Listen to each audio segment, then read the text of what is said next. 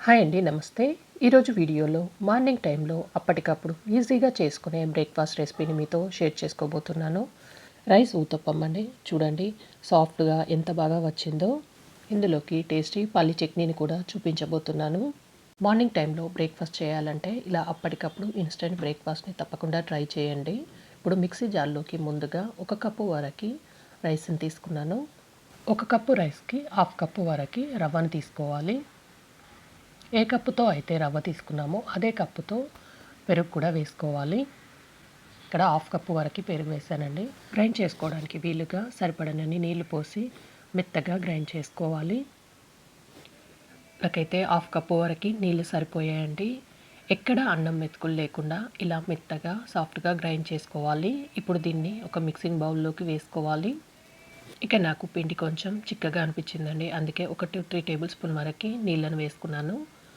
ఇందులోనే రుచికి సరిపడా ఉప్పు వేసుకోండి. నేను ఇక్కడ 1/2 టేబుల్ స్పూన్ వరకు ఉప్పు వేసాను. 1/2 టేబుల్ స్పూన్ బేకింగ్ సోడా వేసుకొని పిండిలో బాగా కలిసేటట్టుగా కలుపుకోవాలి.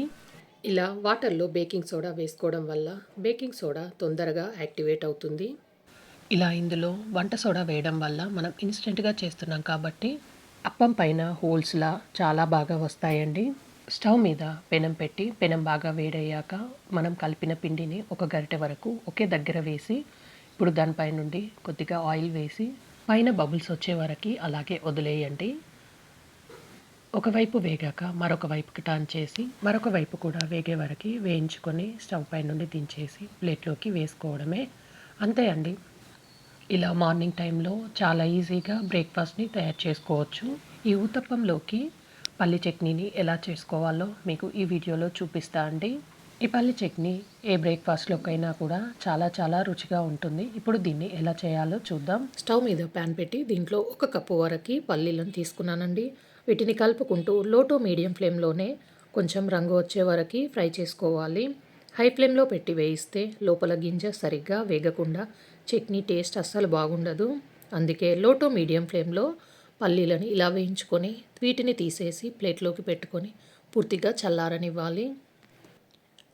నెక్స్ట్ ఇందులోకి 1 టేబుల్ స్పూన్ వరకు ఆయిల్ వేసుకొని ఆయిల్ వేడైన తర్వాత కారానికి తగ్గట్టుగా పచ్చిమిరపకాయలని ఒక 7-8 వరకు తీసుకొని కట్ చేసుకొని వేసుకున్నాను. దీంట్లోనే ఒక టమాటాని ఇలా ముక్కల్లాగా కట్ చేసుకొని తీసుకున్నానండి.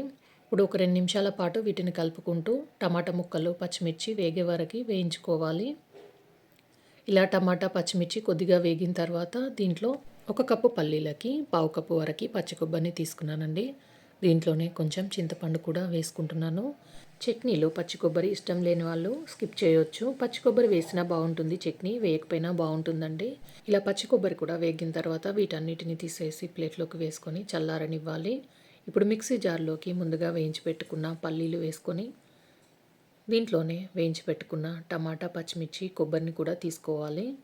ఇందులో 1/2 టేబుల్ స్పూన్ జీలకర్ర, అలాగే ఒక 5-6 వరకు పొట్టు తీసిన వెల్లుల్లి, రుచికి సరిపడా ఉప్పు వేసుకొని నేను ఇక్కడ 1/2 టేబుల్ స్పూన్ వరకు ఉప్పు వేసుకున్నాను. ఇప్పుడు దీన్ని ముందుగా గ్రైండ్ చేసుకోవాలి. ఇలా గ్రైండ్ చేసుకున్న తర్వాత కొద్దిగా నీళ్ళని యాడ్ చేసుకుంటూ మెత్తగా గ్రైండ్ చేసుకోవాలి. మీరు కన్సిస్టెన్సీకి తగ్గట్టుగా నీళ్ళని తీసుకోండి.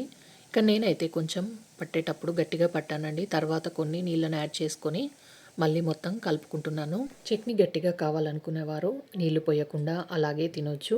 చట్నీ పల్చగా కావాలనుకునేవారు మరిన్ని నీళ్లు పోసి పల్చగా చేసుకోవచ్చు అండి. ఈ కన్సిస్టెన్సీకి తగ్గట్టుగా నీళ్ళని యాడ్ చేసుకోండి. దీనికి పోపు పెట్టుకొని తీసుకోవాలి. స్టవ్ మీద పోపు గిన్నె పెట్టేసి దాంట్లో 1.5 టేబుల్ స్పూన్ వరకు ఆయిల్ వేసి ఆయిల్ వేడిన తర్వాత 1/2 టేబుల్ స్పూన్ ఆవాలు, 1/2 టేబుల్ స్పూన్ జీలకర్ర, ఒక 2 ఎండుమిర్చిని తుంచి వేసుకొని అలాగే కొంచెం కడిగి తీసుకున్న కరివేపాకు వేసి ఈ పోపు వేగే వరకు ఒకసారి కలుపుకుంటూ వేయించుకోవాలి. ఈ పోపుని ఇప్పుడు చట్నీలోకి వేసుకొని అంతా కలిసేటట్టుగా కలుపుకుంటే రైస్ ఉత్తప్పంలోకి పల్లి చట్నీ రెడీ అయిపోయింది. దీన్ని ఇడ్లీ, దోశ, వడ ఏ బ్రేక్ఫాస్ట్లోకైనా కూడా తినొచ్చండి. ఇన్స్టెంట్గా బ్రేక్ఫాస్ట్ చేయాలంటే అప్పటికప్పుడు ఇలా రైస్ ఉత్తప్పంని మీరు కూడా నేను చూపించినట్టుగా తప్పకుండా ట్రై చేయండి. అలాగే పల్లి చట్నీని కూడా ట్రై చేసి ఎలా కుదిరిందో కింద కామెంట్ చేయండి. మరిన్ని మంచి వీడియోస్ కోసం మా ఛానల్ని సబ్స్క్రైబ్ చేయండి. ఈ వీడియో నచ్చితే లైక్ చేయండి, షేర్ చేయండి. Thanks for watching.